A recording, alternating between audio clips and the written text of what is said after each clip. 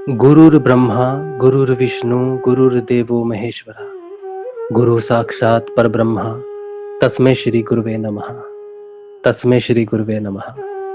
तस्मै श्री गुरुवे नमः। बोलो समर्थ सद्गुरुदेव संत श्री रामलाल जी सियाग की जय जय।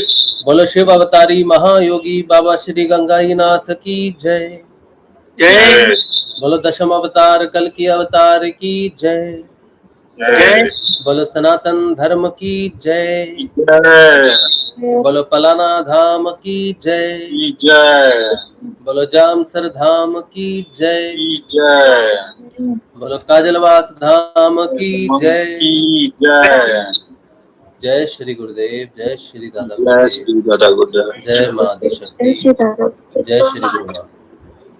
जय श्री गुरुदेव जय श्री दादा गुरुदेव जय मां आदिशक्ति जय श्री गुरु मां। चलिए जय श्री गुरुदेव आप सबको। अभी सत्संग का समय है, गुरुदेव के सिद्ध योग की बात हम करते हैं शाम को, तो 7 बज गए। सबसे पहले जानकारी जैसे कि यही है कि गुरु पूर्णिमा पे विशेष अवसर है। पलाना धाम में, काजलवास धाम में विशेष अवसर हो रहा है। आप चाहें तो जा सकते हैं वहाँ पर, और नज़दीक अगर आपको कुछ और पड़ता है, गुरुदेव जी का आश्रम पड़ता है, तो वहाँ भी जा सकते हैं। और जहाँ भी जाएं वहाँ गुरुदेव जी का ध्यान करें, और जितना सहयोग हो सके, जैसा भी सहयोग वहाँ लगे, तन मन धन से जो भी कर सके करिए। गुरु पूर्णिमा पे सबको दीक्षा मिले, अच्छा प्रोग्राम हो और लोग गुरुदेव की तरफ आए, ऐसा आयोजन हो कि लोग गुरुदेव जी की तरफ आए, तो उसमें सहयोग करिए। अच्छा, अब जो है सिद्ध योग की बात हम करते हैं नए साधकों के लिए। गुरुदेव सिद्ध योग की दीक्षा में एक संजीवनी मंत्र की दीक्षा देते हैं। संजीवनी मंत्र को गुरुदेव कहते हैं कि आपको मन ही मन में जपना है, बिना होठ और जीभ हिलाए, और 2 समय गुरु जी का ध्यान करना है। गुरु जी की तस्वीर का ध्यान करना है आपने आज्ञा चक्र के ऊपर में, और संजीवनी मंत्र का ध्यान,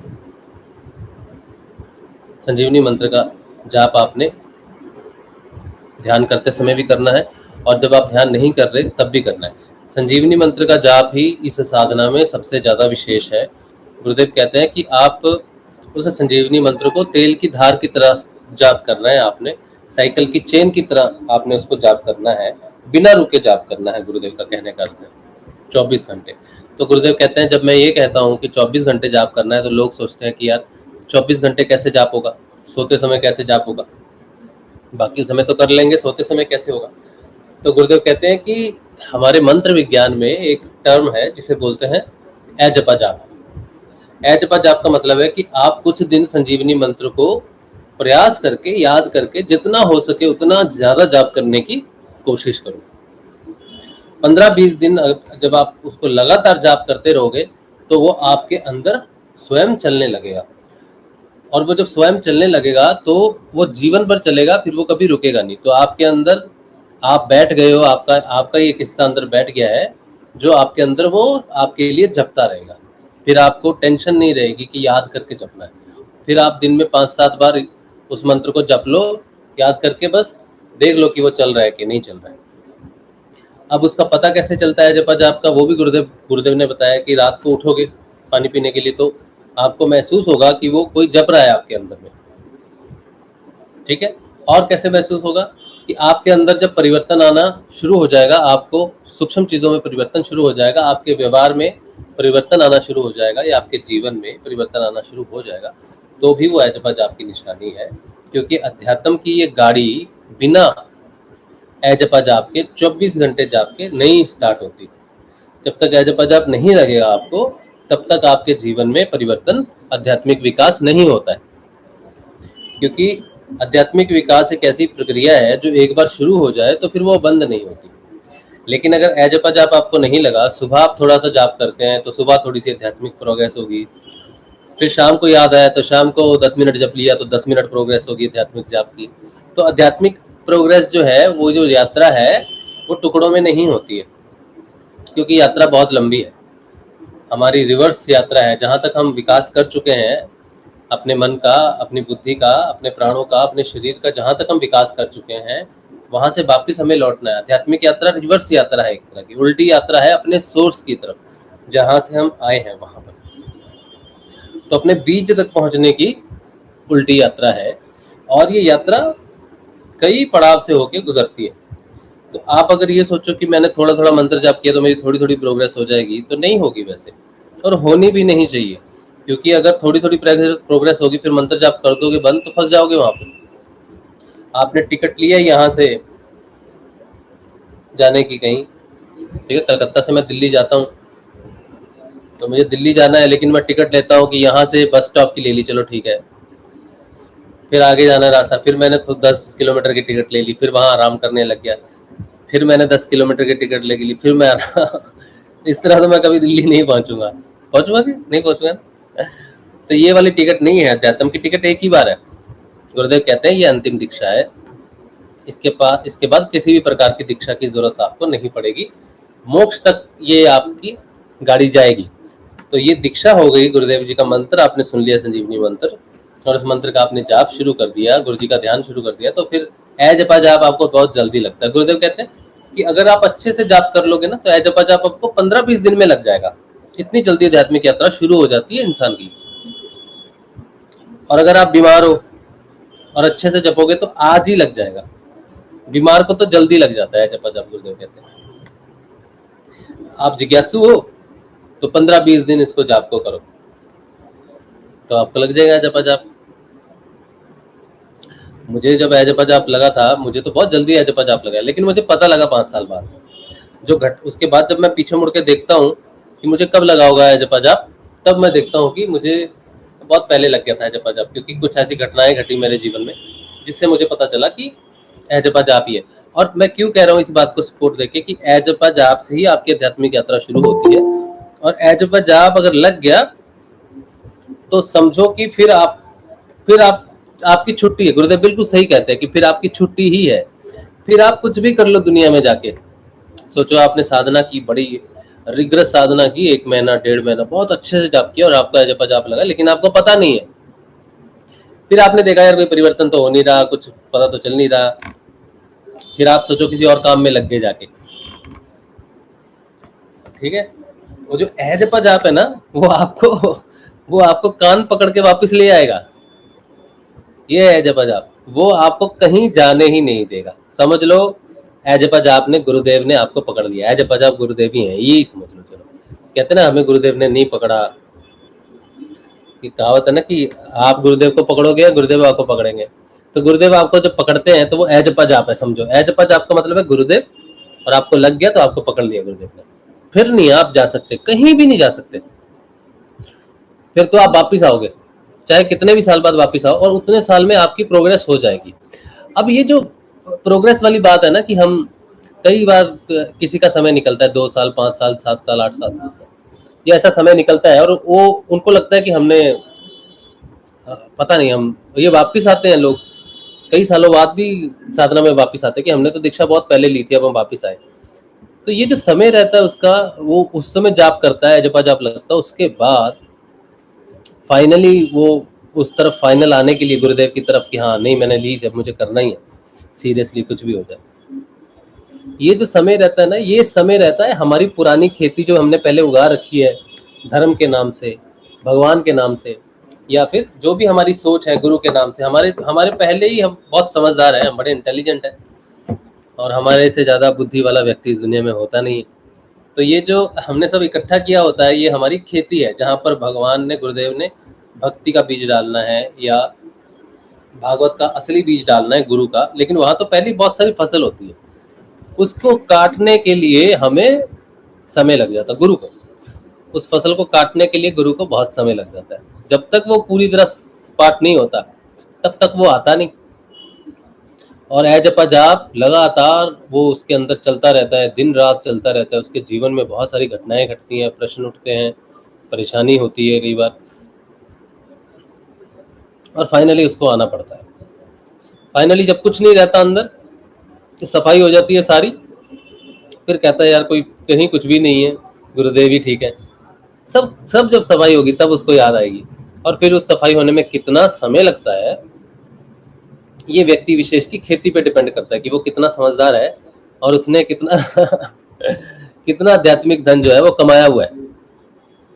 आध्यात्मिक धन का मतलब है जो भी हमने शिक्षा, हमें लगता है कि भगवान ये है, अध्यात्म ये है, इसे अध्यात्म कहते हैं, या मुझे बड़ा ज्ञान है, मैं बहुत कुछ जानता हूँ। आम साधारण आदमी से मैंने बहुत कुछ पढ़ा हुआ है, मैंने शास्त्र पढ़े हुए हैं, मैंने गीता का अध्ययन किया हुआ है, मैंने हनुमान चालीसा मेरे रटी हुई है, वंदनाएं मेरे को आती हैं, आरतियां तो मुझे 10 मुंह जवानी आती हैं, सब आता है, दुर्गा सप्तशती मैंने रटी हुई है। ये सारी चीजें जो है ये उसे लगता है कि ये अध्यात्म है। ये सारी गीता को रट लेना, एक एक श्लोक को संस्कृत में याद कर लेना, शिव पुराण को पढ़ना, मतलब सारे पढ़ के उसे लगता है कि वो विद्वान है और उसे अध्यात्म के बारे में बहुत कुछ पता है। यही वो खेती है जिसे गुरु ने काटना होता है, इसी में समय लग जाता है। अब जो जितना प्रकांड व्यक्ति है, जो प्रकांड पंडित है, जिसे जितने ज्यादा मंत्र आते हैं, जिसे जितनी ज्यादा नॉलेज है, जिसने जितनी ज्यादा भक्ति करके अपने आप को उठाया हुआ है, उसको गुरु ग्राउंड पे लाता है। इसमें समय लग जाता है बस। यही कार्य में गुरु को थोड़ा समय लगता है, और उसको समय इसलिए लगता है कि आप जो खेती है आप वो काटने नहीं देना चाहते, आप ये एक्सेप्ट ही नहीं करना चाहते कि मैं प्रकांड पंडित नहीं हूँ, मेरे को कुछ नहीं आता है। जो भी मैंने सीखा, जो भी मेरे जीवन में मैंने पढ़ा, जो भी शास्त्रों को मैंने याद किया, वो मेरे किसी काम के नहीं है।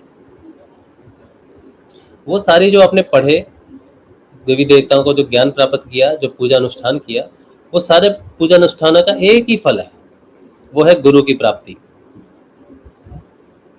तो जितने भी आपने तपस्याएं की हैं, जितने भी मंत्र पढ़े हैं, जितने भी गुरुदेव भगवान की सेवा की है, भगवान के व्रत रखे हैं, सब कुछ रखे हैं, उन सब का फल अगर देखा जाए तो उच्चतम फल जो है वो है गुरु की प्राप्ति। और जब गुरु मिल जाए तो वे फिर यात्रा अंदर की शुरू करता है। अंदर में आपके पास कुछ भी नहीं है। जब तक आपके जीवन में गुरु नहीं आया तब तक आपके अंदर यात्रा करने के लिए आपके पास कोई वाहन ही नहीं है, कुछ भी नहीं है। आपका जितना भी ज्ञान है, पूजा पाठ है, वो बाहर गुरु तक पहुंचने का था, गुरु को अर्न करने का था, गुरु को पाने का था, बस। वो जिस दिन पूरा हो गया वो आपको मिल गया। और यहाँ पर एक विशेष बात है कि जब हम बाहर की पूजा से अंदर आते हैं, गुरुदेव जी की तरफ आते हैं, तो मूर्तियों को जो हम बाहर पूजा करते हैं, ये तो बहुत बार ऐसी बात हो चुकी है हमारी, फिर भी मैं रिपीट कर रहा हूँ कि बाहर की जो मूर्तियां हैं उनको फेंक देना या फिर उनका तिरस्कार करना सही नहीं है। वो आपके घर में रहेंगी भी तो कोई दिक्कत नहीं है, बात सिर्फ आपके हृदय की है।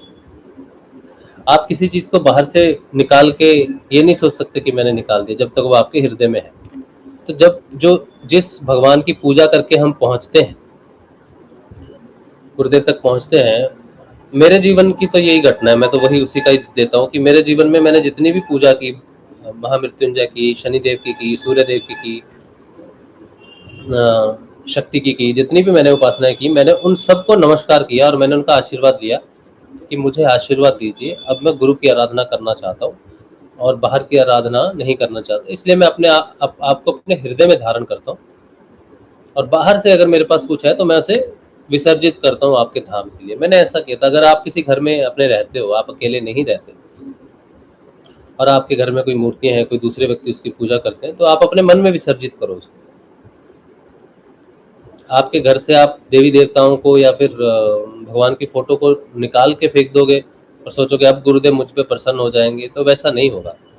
आप जब तक ये इस स्थिति में नहीं आते कि आप सिर्फ गुरुदेव की ही तस्वीर की पूजा करो, तब तक आप गुरुदेव की तस्वीर उसी मंदिर में रखो जहाँ पर देवी देवताओं की भी मूर्तियां हैं, देवी देवताओं की भी प्रतिमाएं हैं, वहां रख के ही गुरुदेव की पूजा पाठ करो।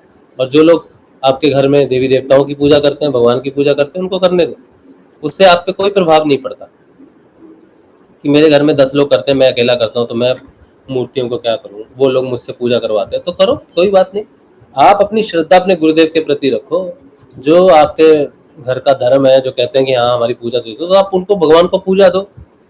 लेकिन आपने जब मंत्र जपना है तो अपना वाले ही मंत्र जपना है, अपने वाले ही गुरुदेव को। आपकी साधना गुरुदेव की साधना। कोई आपसे कहता है कि आप ये कर लो, हमारे घर में आप ये पूजा आरती कर देना, तो आप कर सकते हो, उसमें क्या दिक्कत है? कोई दिक्कत नहीं है। बात सारी अपने मन की। हाँ, जहाँ आप अकेले हैं, सारे घर के भगवान का ध्यान करते हैं और आपको लगता है कि भगवान का ध्यान करना है, तब आप विसर्जित कर सकते हो तो करो, नहीं भी कर सकते तो कोई दिक्कत नहीं है, क्योंकि भगवान तो आपके अंदर है। बाहर विसर्जित भी कर दोगे तो अंदर तो वही मिलेंगे आपको, गणेश जी मिलेंगे, सूर्यदेव मिलेंगे, सारे आपको अंदर ही मिलेंगे। तो फिर आप क्या करोगे, कैसे सामना करोगे? तो अगर नहीं भी कर सकते, प्रवाहित नहीं भी कर सकते, तो कोई दिक्कत नहीं है। गुरु जानता है कि आप गुरु के प्रति, आपका गुरु के प्रति प्रेम है, सब कुछ है। आपको अपने हृदय में परिवर्तन करना है सबसे पहले। ठीक है, मेरी स्थितियां अलग थी। मेरे घर में तो ऐसा कुछ नहीं था कि बहुत मुश्किल हो। एक शिवलिंग था, कुछ पुस्तकें थी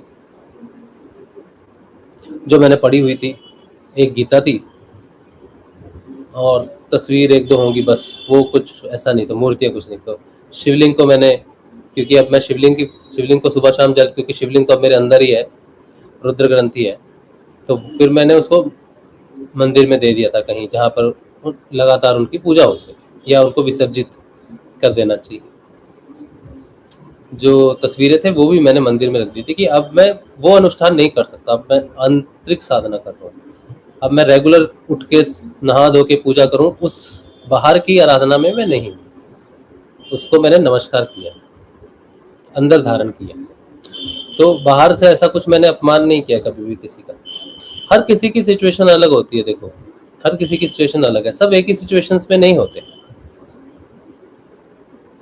ठीक है, तो आपकी भगवान की मूर्ति आपने रखी हुई है, इसकी वजह से आपका प्रोग्रेस नहीं हो रहा है, ये इसमें पूर्ण सच्चाई नहीं है। प्रोग्रेस इसलिए नहीं होगा अगर आप भौतिक रूप से कुछ मांग रखते हो किसी से। आशीर्वाद तो आप किसी से भी ले सकते हो। पूर्ण समर्पण का बहुत पहले मैंने वीडियो बनाया था, 1.5-2 साल पहले एक वीडियो बनाया था पूर्ण समर्पण पे। उस पर मैंने यही कहा था कि आप यहाँ तक पहुंचे हो तो किसी न किसी भक्ति और पूजा से ही गुरु तक पहुंचे हो। उसके बाद आप उस देवी देवता को प्रणाम करके, उनका थैंक यू करके, उनका धन्यवाद करके, उनको हृदय में धारण करके, बाहर की पूजाओं को स्टॉप करके अपने मंत्र पे ध्यान दे सकते हो। वो पूरे वीडियो का मैंने यही बात कही थी। बहुत पुराना वीडियो था, अभी तो वो वीडियो नहीं है क्योंकि वो पुराना चैनल पे था, वो वीडियो नहीं है। ठीक है, तो इसमें प्लीज कंफ्यूजन में मत रहो, ये बड़ी सिंपल बात है, ये आपके अंदर की बात है। जिस दिन आपके अंदर है जपा जाप लगेगा, उस है जपा जाप की महिमा इतनी ज्यादा है कि आप कोई दूसरा मंत्र जाप कर ही नहीं पाओगे। सोचो, आप रोज एक माला करते हो किसी चीज की, जाप करते, जब आप वो माला करने बैठोगे, है जपा जाप लग जाएगा तीव्र गति से, तो उस मंत्र को जपते जपते जब हम सब कॉन्शियस में चले जाते हैं ना, हर समय हमें याद नहीं रहता। हम शुरू करते हैं, हमने जपा ओम नमः शिवाय, ओम नमः शिवाय, ओम नमः शिवाय, ओम नमः शिवाय, ओम नमः शिवाय, फिर हमें विचार आ जाता है, क्योंकि कोई भी चीज हमें ध्यान में लेके चली जाती है। तो ध्यान में हम अंदर जा नहीं पाते। अंदर हमारी शुरुआती तौर पे पंच इंद्रियां हैं और उनकी उनकी दीवारें हैं पंच इंद्रियों की। तो हम जाते ही हम किसी न किसी पंच इंद्रिय की दीवार में फंस जाते हैं, तो विचार में चले जाते हैं। तो इधर ओम नमः शिवाय चल रहा है, ओम नमः शिवाय, उधर कोई विचार चल रहा है, तो विचार से जब आप वापिस आओगे तो आप ओम नमः शिवाय नहीं जप रहे होगे, चाहे वो माला चल रही है आपकी, आप जप रहे होंगे गुरुदेव का मंत्र, संजीवनी मंत्र। ये स्थिति जब आपके जीवन में आ जाएगी, तब आपको पता चलेगा कि अब मुझे माला पकड़ने की जरूरत नहीं है, अब माला जपने से कोई फायदा नहीं है, क्योंकि जो अंदर चल रहा है 24 आवर्स जो मेरे अंदर चल रहा है वो तो संजीवनी मंत्र है। अब माला से तो मेरी छुट्टी हो गई है, माला के बंधन से मैं मुक्त हो गया। माला आपको तब तक चाहिए जब तक आप बाहर से उसको जाप कर रहे हो।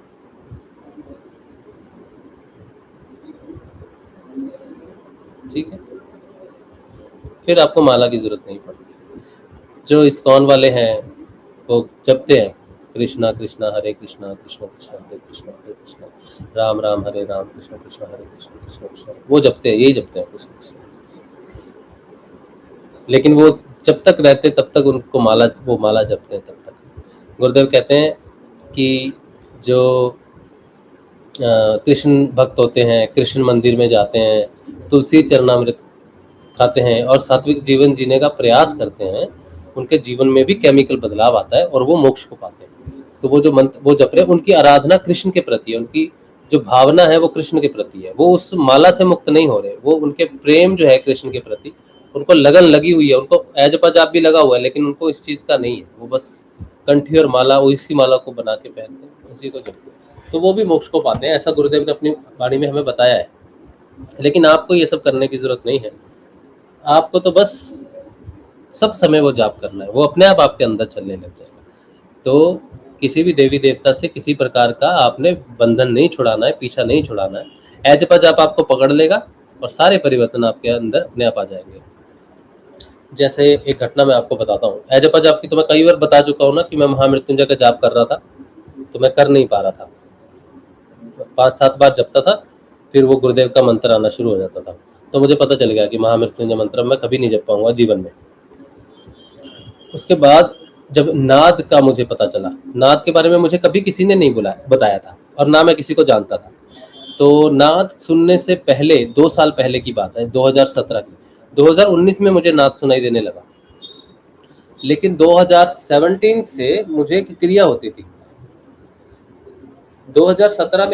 17 से मुझे क्रिया होती थी कि मैं जब ध्यान में बैठता था, तब मेरे कान अपने आप में बंद कर लेता था उंगली से। तब मुझे पता नहीं था मैं क्यों कर रहा हूँ, मुझे लगता था कोई क्रिया है, शायद सन्नाटे में जाने की कोई क्रिया है, या फिर कुछ सुनना होगा, या कुछ शांति महसूस करनी होगी, शून्य में जाना है, ऐसा मेरा विचार था। मुझे पता ही नहीं था कुछ भी।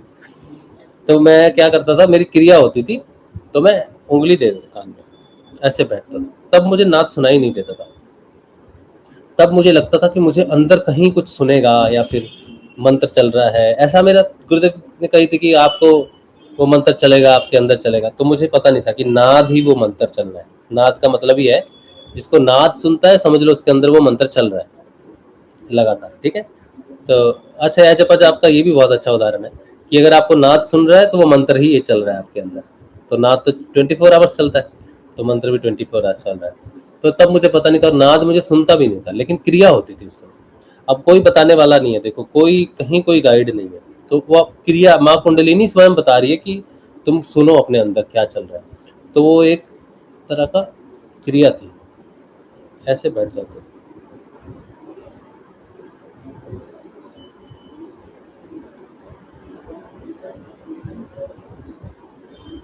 तब तो कुछ भी नहीं सुनाई देता था, तब तो बिल्कुल खाली, कुछ नहीं। वो उंगलियों की कड़कड़ सुनती थी, कट कट कट, वो हिलती थी, बस उतना ही सुनता था और कुछ भी नहीं सुनता था। ये क्रिया कम से कम चली 6-8 महीने लगा था। तो मुझे ये आइडिया था कि कुछ तो है अंदर, कोई तो क्रिया है जो मैं सुनने की कोशिश करता हूँ। देखो कोई नहीं है, सब गुरुदेव आपको अपने आप अंदर से आपके बता देते हैं। इसीलिए आप कभी भी ये नहीं सोचना कि मेरे को कोई क्रिया हो रही है, या मैंने क्या करना है, मुझे कौन बताएगा, कैसे रास्ता मिलेगा। माँ कुंडलिनी को सब पता है, आपको कौन सी क्रिया हो रही है, आपके जीवन में क्या घटना घट रही है, आपको कैसे आपका मार्गदर्शन करना। कोई इस दुनिया में नहीं भी होगा आपका, कोई भी किसी के साथ कोई कांटेक्ट नहीं भी होगा, फिर भी माँ कुंडलिनी आपको वो क्रिया करवाएगी और वो बता देगी कि आपके अंदर क्या चल रहा है। ठीक है। तो मुझे नाद सुनाई दिया कब? 2019 अक्टूबर से, अक्टूबर नवंबर से शायद, तो नवंबर से नहीं होगा, नवंबर दिसंबर ही होगा। तो लेकिन उसकी क्रिया मुझे बहुत पहले से शुरू हो चुकी थी उसकी, कि कुछ सन्नाटे में, मौन में जाना है। वो अलग अलग अपनी अलग अलग चीजें मैं सोचता था। तो आज मैं देखता हूँ मेरे अंदर मंत्र चल रहा है, एजपा जाप चल रहा है। नाद उसकी परिभाषा देता है एजपा जाप की। ठीक है। तो अगर आपको सुन रहा है तो फिर आप सोचोगे मुझे नाद सुनाई दे रहा है, मुझे एजपा जाप नहीं लगा। नाद जो है वो सारे मंत्रों का, उसमें गणेश मंत्र भी आ गया, उसमें शिव का मंत्र भी आ गया, उसमें ओम नमः शिवाय भी आ गया, उसमें महामृत्युंजय भी आ गया, उसमें देवी के मंत्र भी आ गए। उसमें सारे मंत्र जितने भी आज तक ब्रह्मांड में हैं, जितनी भी चीजें हैं, वो सारी की सारी नाद ही है। नाद में ऐसा कोई दुनिया का मंत्र नहीं है, शास्त्रों की ऐसी कोई श्रुति नहीं है, शास्त्रों का ऐसा कोई ज्ञान नहीं है, कोई ऐसा शब्द नहीं है जो बना हो किसी भी भाषा में। आप हिंदी भाषित हो, आपको अरबी नहीं आती, वो नाद में अरबी भी है, लेकिन आप नहीं समझते। ठीक है। आपको जापानीज नहीं आती, जापानीज में जितने भी मंत्र हैं, जितनी भी भाषाओं में जितने भी मंत्र हैं, वो सारे के सारे उस नाद में है। नाद इतना विशाल है, तो नाद को जब हम सुनते हैं तो सारी आराधनाएं हैं उसमें, सब कुछ है। इसलिए नाद का बहुत महात्मा है।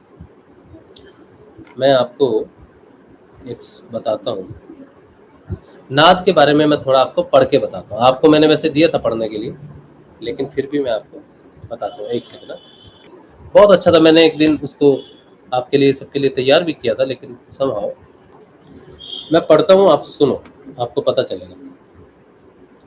इसे कहते हैं नाद ब्रह्म मोहन की मुरली। कहते हैं नाद ही परम ज्योति है और नाद ही स्वयं परमेश्वर हरि है। नाद अनादि है, जब से सृष्टि है तभी से नाद है। महाप्रलय के बाद सृष्टि के आदि में जब परमात्मा का यह शब्दात्मक संकल्प होता है कि मैं एक से बहुत हो जाऊं, तभी इस अनादि नाद की आदि जागृति होती है। यह नाद ब्रह्म ही शब्द ब्रह्म का बीज है। वेदों का प्रादुर्भाव इसी नाद से होता है। नाद का उद्भव परमेश्वर की सच्चिदानंदमयी भगवती स्वरूपा शक्ति से होता है और इस नाद से ही बिंदु उत्पन्न होता है। यह बिंदु ही प्रणव है और इसी को बीज कहते हैं। ये इतनी महान जानकारी है, इतनी बड़ी जानकारी है। इसको देखो, इसमें एक तो कहा है कि जब वो परमात्मा संकल्प करता है कि मैं एक से कई हो जाऊं, तो वो नाद प्रकट होता है। उसके बाद वो कहते हैं कि इस नाद की अनादि नाद की आदि जागृति होती है। ठीक है। फिर कहते हैं नाद ब्रह्म का जो बीज है, ये शब्द ब्रह्म का भी बीज है। मतलब मैंने अभी कहा ना कि ये जितने भी हमारे भाषाएं हैं, जितने भी हमारे ग्रंथ लिखे हुए हैं, जितने भी हमारे मंत्र हैं, वो सारे के सारे शब्द ही हैं, शब्द ब्रह्म ही है, एक तरह की भाषा है। तो वो सारी नाद ब्रह्म से ही प्रकट हुई है। जिसको नाद सुनता है, समझ लो वो सारे ग्रंथों का अध्ययन कर रहा है। ठीक है। फिर एक और बात बहुत मान कहते हैं, वो कहते हैं वेद, ये देखो, वेदों का प्रादुर्भाव इसी नाद से हुआ, मतलब वेद भी नाद से आए। एक और महत्वपूर्ण चीज कहते हैं, नाद का उद्भव परमेश्वर की सच्चिदानंदमयी भगवती स्वरूपा शक्ति से होता है। मतलब ये जो माँ है, हमारी गुरु माँ है, ये शक्ति स्वरूपा है। नाद जो आया है वो शक्ति से आया है। परमेश्वर की सच्चिदानंदमयी भगवती स्वरूपा शक्ति से आया है ये नाद। कितनी बड़ी बात है। फिर कहते हैं नाद से ही बिंदु उत्पन्न होता है। यह बिंदु ही प्रणव है। मतलब जो ओम की उत्पत्ति मानी गई है, प्रणव का मतलब ओम। ओम की उत्पत्ति कहां से हुई है? नाद से हुई है। और इसी को बीज भी कहते हैं, क्योंकि संसार की रचना ही नाद से हुई है। तो सोचो, जिसको नाद सुनाई देने लग गया, उसको एज पंजाब की टेंशन रहनी चाहिए? उसको साधना में कोई टेंशन रहनी चाहिए कि मेरी साधना हो रही है कि नहीं हो रही है, मैं नाद नहीं सुन पाता हूं, मैं तो बंतरी सुनता हूं। आपको अभी नाद की महानता का हमें अभी क्षणिक भी ज्ञान नहीं है। नाद इतना महान है। इसलिए मैं जोर देता हूं, पिछले 2 साल से मैं यही कह रहा हूं कि अगर आपको नाद सुनाई देता है तो रात को थोड़ी देर के लिए नाद का अनुसंधान कर देने का मतलब है सारे शास्त्रों का अध्ययन आपने कर दिया, सारे मंत्रों का अध्ययन आपने कर लिया, सारा अध्ययन हो गया। नाद को क्षणिक श्रवण भी कर लिया तो सब सुन लिया आपने, सब अध्ययन कर लिया आपने। अब आपका जो ध्यान है वो नाद का ध्यान है, नाद अध्ययन है, सारा शब्द ब्रह्म सा, उसी से ही, उसी भगवती से ही आप उस ब्रह्म को पा सकते हो। अगर आपको उस परम सत्ता पुरुष तक पहुंचना है तो आपको भगवती सबसे सूक्ष्म है। अंतिम ध्यान जो आप करोगे ना, वो शक्ति का ध्यान है। लास्ट ध्यान, सूक्ष्म ध्यान शक्ति का है। कृष्ण का लास्ट ध्यान नहीं है। कृष्ण तो खुद, मतलब कृष्ण खुद का, अगर आप कृष्ण का ही ध्यान करोगे तो इसका मतलब है कि आप और कृष्ण अलग है। ठीक है। तो आप सूक्ष्म ध्यान शक्ति तक जाता है, उसके बाद आपका विलय हो जाता है पूरा पुरुष में, कृष्ण में। ये बात एक गुरु भाई चेतन ने पूछी थी कि हमें कृष्ण की अनुभूति अंतिम अनुभूति क्यों नहीं है, अंतिम अनुभूति शक्ति की क्यों है?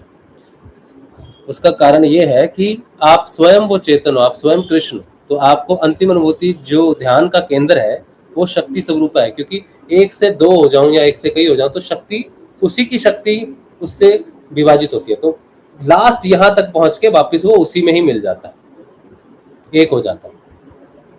इसीलिए अंतिम अनुभूति शक्ति की है, अंतिम प्रोग्रेस हमारी शक्ति की है, सबसे सूक्ष्म शक्ति है।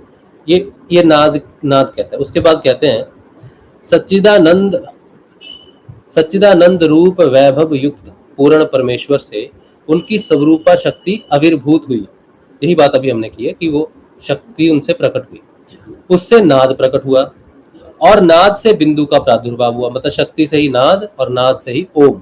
वही बिंदु नाद बिंदु तथा बीज रूप से 3 प्रकार का माना गया है। 3 प्रकार का माना गया है, ठीक है।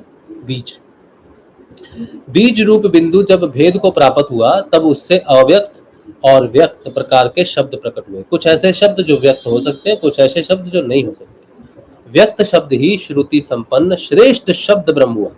जब हम कहते हैं ना कि कोई भी शास्त्र हम पढ़ रहे हैं तो उसको समझने के लिए आपके पास माँ शक्ति का आशीर्वाद होना चाहिए, उसमें शक्ति निवास करती है। बिना शक्ति के कोई भी शब्द कोई कार्य नहीं, किसी कार्य का नहीं। जैसे शिव की उदाहरण देते हैं गुरुदेव, शिव से ई की मात्रा हटा लो तो शव, ठीक है। तो माँ शक्ति जिसे श्रुति कहते हैं, वो जो व्याप्त शब्द है, जो वेद एक तो वो शब्द ब्रह्म से कुछ ऐसे शब्द प्रकट हुए जिनको व्यक्त नहीं किया जा सकता, जिनको बोला नहीं जा सकता, लिखा नहीं जा सकता, समझाया नहीं जा सकता, वो अव्याप्त है। एक व्याप्त रूप है जिसे माँ श्रुति की कृपा से उनका अर्थ समझा जा सकता है, ठीक है।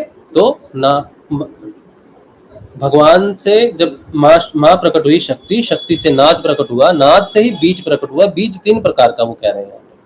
3 प्रकार का कौन सा? रजस, सतव और तमस, वो भी वहीं से प्रकट हुआ, नाद से प्रकट हुआ। और फिर नाद से ही ओम प्रकट हुआ, ओम से ही वेद वगैरह प्रकट हुए, और वो व्याप्त रूप है, ओम व्याप्त रूप है। और उसी में माँ स्वरूपा का जो है श्रुति स्वरूप रहती है, उसमें जिसकी कृपा होती है, गुरु कृपा से, गुरु के प्रसन्न होने से माँ श्रुति प्रसन्न होती है, देवी प्रसन्न होती है, तब जाके हमें ज्ञान प्राप्त होता है। उसके बिना कोई भी वेद शास्त्र शब्द ब्रह्म का ज्ञान हमें प्राप्त नहीं हो सकता। तो शब्द ब्रह्म का ज्ञान करवाने वाली शक्ति स्वरूपा माँ श्रुति है, ठीक है। इसमें लिखा है, ये हमने पहले भी बहुत पहले बात की थी इसमें, देखो वही लिखा हुआ, कभी पढ़ा नहीं, फिर भी अंदर से गुरुदेव वही शब्द हमें बता चुके हैं पहले।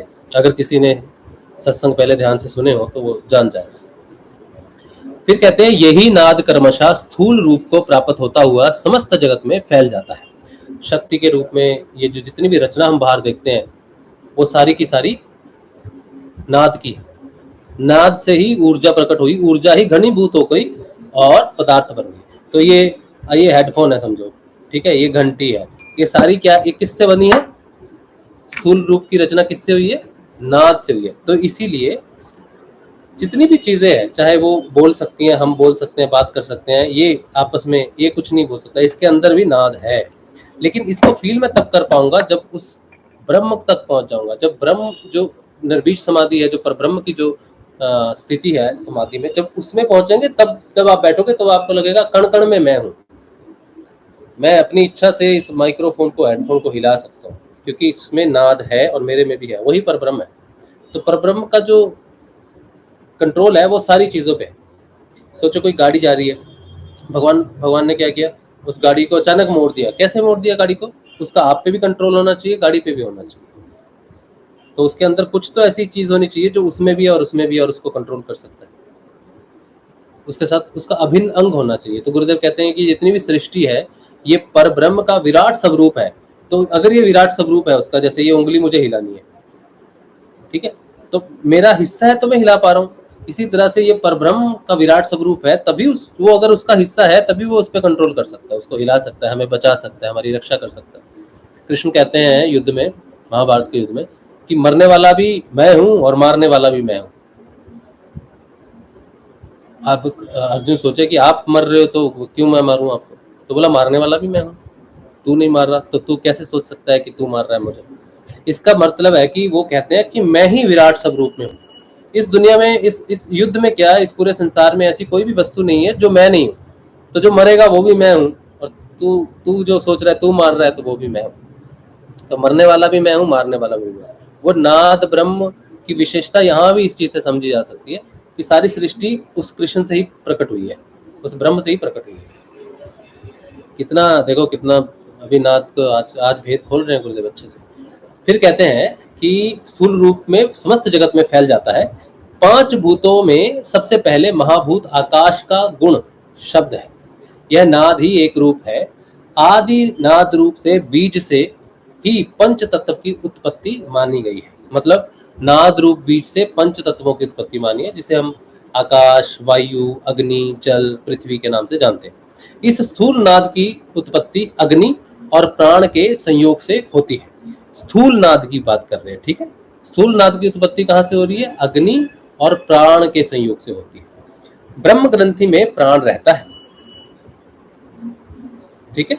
ब्रह्म ग्रंथि जहां से रचना शुरू होती है हमारी, ठीक है, जिसमें यम और नियम आते हैं। तो कहते हैं कि ब्रह्म ग्रंथि में प्राण रहता है। इस प्राण को अग्नि प्रेरणा करती है। अग्नि में यह प्रेरणा आत्मा से प्रेरित चित्त के द्वारा होती है। क्या बात है। ब्रह्म ग्रंथि में प्राण रहता है, ठीक है। इस प्राण को अग्नि प्रेरणा करती है। अग्नि में यह प्रेरणा आत्मा से प्रेरित चित्त के द्वारा होती है।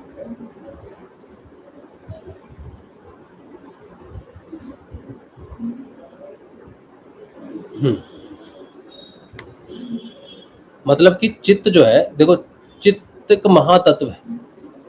अगर आत्मा चित्त में है तो चित्त अलग अलग रूप से व्यवहार करता है। जड़ से जब चित्त जब चेतन होता है, चित्त से ही आया चेतन, तो जब जड़ की रचना हुई तो उसको, जड़ को चेतन करने के लिए उसमें परमेश्वर का आत्म रूप होना चाहिए। मतलब परमेश्वर का काम सिर्फ चेतना देना है प्रकृति को, प्रकृति में कुछ नहीं करती।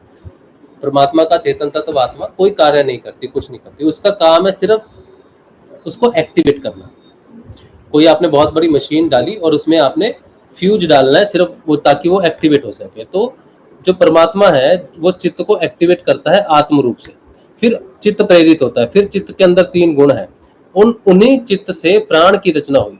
उसी प्राण से ही आगे, उस प्राण के माध्यम से ही वो आत्मा उसमें रहती है। आपको एक बहुत अच्छी बात बताता हूं मैं कि जब ये शरीर है ना, इस शरीर में जब प्राण उठता है, जो सुषुम्ना नाड़ी से प्राण उठता है, जिसे अनुलोम विलोम के रास्ते हम कहते हैं सुषुम्ना में प्राण उठ गया, प्राण ऊपर उठ रहा है मेरा। कई बार हमें ऐसा फील होता है, हमें फील होता है कि प्राण ऊपर उठ रहा है, हृदय में ऊपर उठ रहा है, यहाँ उठ रहा है, तो वो फील होता है। तो प्राण में वो चेतना ऊपर उठती है, ठीक है। तो प्राण उठता उठता ऊपर उठता है, फिर नीचे हृदय में जाता है, फिर नीचे नाभि में जाता है, फिर वो हृदय में जाता है, फिर नीचे जाता है सुषुम्ना के माध्यम से, फिर रीढ़ की हड्डी के माध्यम से होता हुआ सीधा पीछे से ब्रह्मरंध्र में यहाँ पर पहुंचता, और यहाँ तक प्राण जाता है। बस इसके आगे नहीं जाता। प्राण वहां पर स्थिर हो जाता है। योगी क्या करते हैं कि वहां पर अपने प्राण को रख देते हैं ब्रह्मरंध्र में, उससे आगे प्राण की गति नहीं है। प्राण को वहां स्थिर करके फिर वो वहां से आगे जाते हैं, ठीक है। तो जो भी जानकारी योगी को प्राप्त होती है, जो लिखने लायक हो, जो जानने लायक हो, जो जिससे लिख सकते हैं, वो वहीं तक है जहां तक प्राण है, जहां तक प्राण की गति। उसके बाद की बात किसी प्राणी को आप समझा नहीं सकते, क्योंकि प्राण उसके आगे था नहीं। वो योगी उससे आगे चला जाता है प्राण की लास्ट गति तक छोड़ के। तो किसी प्राणी को आपने समझाना है कि भाई भगवान ये होता, तो वहीं तक समझा सकते हैं जहां तक वो प्राण थे। उसकी समझने की गति सिर्फ प्राण तक है, उसके आगे नहीं है, ठीक है। तो उसको फिर उसके बाद चित्त तक वो जाता है, चित्तमय कोश, सत्यमय कोश।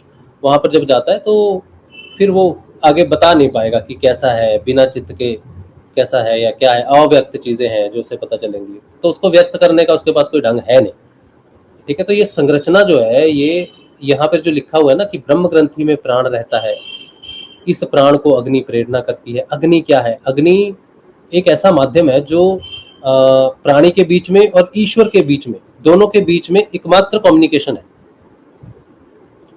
अग्नि की। जब पुराने यज्ञ होते थे वेदों में,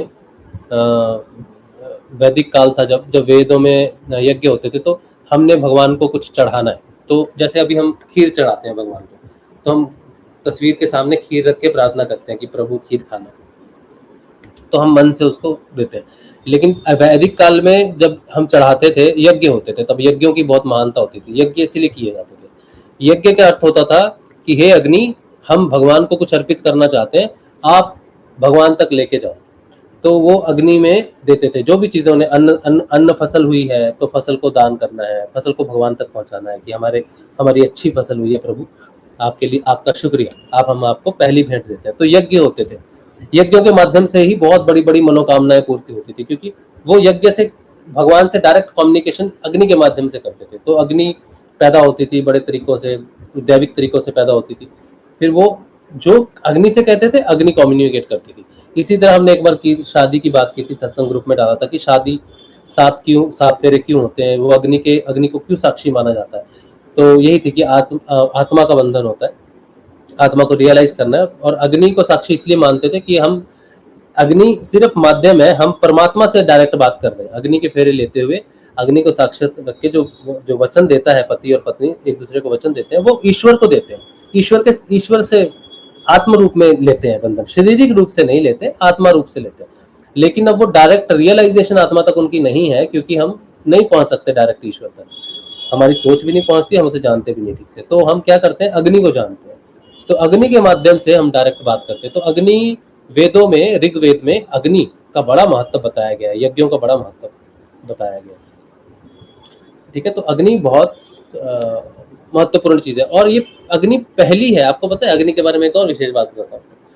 अब जैसे हम कहते हैं ना कि हम द्विज हुए, हमारा दूसरा जन्म हुआ, सबसे पहला द्विज थी अग्नि, सबसे पहला द्विज है अग्नि, क्योंकि अग्नि पहले स्वर्ग लोक में प्रकट हुई, फिर यहाँ धरती में प्रकट हुई। तो ये 2 बार प्रकट हुई है। पहले देवताओं के पास थी अग्नि, यहाँ नहीं थी, हमारे पास नहीं, देवता लोग यज्ञ वगैरह करते। अब मृत्यु लोक में जब प्रकट हुई तब इसे कहा गया अग्नि को। हाँ, इंसान ने इसकी खोज बहुत बाद में की, वो बात अलग है, लेकिन अग्नि के बिना तो पंचभूत प्रकट नहीं होते। तो अग्नि पहली द्विज है। ऐसा ऋग्वेद अगर आप पढ़ोगे या शास्त्र पढ़ोगे तो पहले द्विज की खोज करोगे तो पहली द्विज अग्नि है, ठीक है। इसलिए अग्नि का बहुत महत्व है। देखो ये नाथ ब्रह्म में भी कितना महत्व से उसका बात आता है कि अग्नि और इस प्राण को अग्नि प्रेरणा करती है, प्राण को भी अग्नि प्रेरणा करती है। तो प्राण वायु जो है वो अग्नि की वजह से ही अपना कार्य कर पाता है। तो यानी कि अगर प्राण से जब आत्मा निकलती है ना, तब भी अग्नि अग्नि उस स्थिति में भी रहती है। अच्छा, फिर कहते हैं अग्नि में यह प्रेरणा आत्मा से प्रेरित होती है। बिल्कुल बिल्कुल सही बात है, जो अभी हमने बात डिस्कस की है ना कि प्राण की एक लिमिट है, मतलब जो आत्मा है वो प्राण के माध्यम से एक जगह तक जा सकती है। प्राण एक सिस्टम है, प्राण एक व्हीकल है, वहां तक चली गई, लेकिन वहां प्राण की अंतिम गति है, इससे आगे प्राण नहीं जा सकता। उसके आगे भी आत्मा जाती है, लेकिन जहां प्राण छूटा वहां से डायरेक्ट परमात्मा की रियलाइजेशन नहीं है। तो जहां प्राण छूटा उसके आगे जो आत्मा जाती है वो अग्नि के माध्यम से जाती है, मतलब हाईएस्ट प्योरिटी वाली बात है। सीता माता ने अग्नि परीक्षा दी थी। अग्नि का जो धर्म है ना, वो अपने धर्म से कभी भी नहीं चूकती। वो उसका काम है जलाना, अशुद्ध जहां अशुद्धि है उसको अग्नि जला देगी। अग्नि पवित्र है, परमात्मा का स्वरूप ही है अग्नि, तो वो अपवित्र को जला देगी लेकिन परमात्मा को रखेगी। तो आत्मा को नहीं जलाती, क्योंकि प्राण एक जगह तक लेके गया, प्राण में अग्नि भी है। अब यहां से आगे जब अग्नि उसको लेके जा रही है तो अग्नि के अंदर है, वो उसको जला नहीं पा रही है, तो पवित्र है, तब वो परम परमात्मा में उसका मिलन है। तो यही बात यहाँ पे लिखी हुई है प्रेरणा के हिसाब से कि ब्रह्म ग्रंथि में प्राण रहता है, यहाँ तक ब्रह्म ग्रंथि में, ठीक है। तो ब्रह्मरंध्र है, ब्रह्मरंध्र तक प्राण रहा, उसके आगे जब प्राण की गति हो रही है वो अग्नि की प्रेरणा से हो रही है, आत्मा अग्नि के माध्यम से आगे जा रही है। फिर उससे भी आगे है परमात्मा से पहले चित्त, ठीक है। अग्नि यह प्रेरणा आत्मा से प्रेरित चित्त के द्वारा होती है।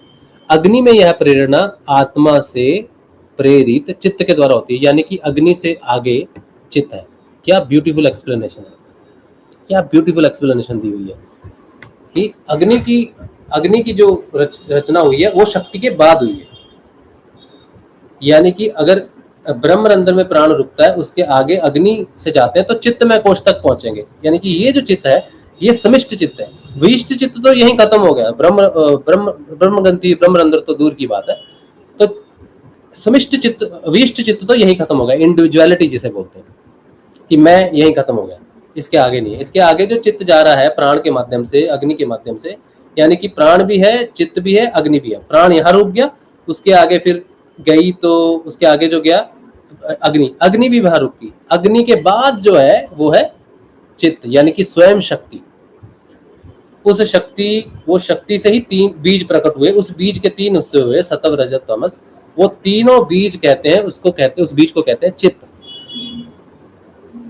ठीक है, उसके बाद ही उत्पत्ति हुई। तो अग्नि की उत्पत्ति भी ईश्वर से डायरेक्ट नहीं हुई, प्रकृति से हुई। मतलब जितना भी बीज है, जितना भी ब्रह्मांड है, चाहे अग्नि है, प्राण है, कुछ भी है, आत्मा को छोड़ के, वो सारी की सारी शक्ति से प्रकट हुई है। और यही बात वो यहाँ पर क्लियर कर रहे हैं कि प्राण में भी जो प्रेरणा हुई है, प्राण में प्रेरणा हुई अग्नि से, अग्नि में प्रेरणा हुई चित्त से, चित्त में जो प्रेरणा हुई है वो आत्मा से हुई है। परमात्मा ही प्रेरक है, मतलब सारी चीजों का। परमात्मा से ही शक्ति रचना तो करती है, लेकिन उसमें प्रेरणा या हलचल जो होती है वो चेतन से होती है। आज ये कंसेप्ट इतना क्लियर हो गया, मुझे इतना क्लियर पहले नहीं था, आज मैं बिल्कुल क्लियर हो गया। हालांकि आज सुबह की बात है, सुबह को मैं पतंजलि अष्टांग योग पढ़ते हुए ध्यान में चला गया था। मतलब जागृत ध्यान में चला गया था। एक ही श्लोक मैंने पढ़ा था, उसके बाद मैं ध्यान में चला गया था। ध्यान में जब चला गया तो जागृत ध्यान में था। माइक बंद रखिए, माइक बंद रखिए। अच्छा,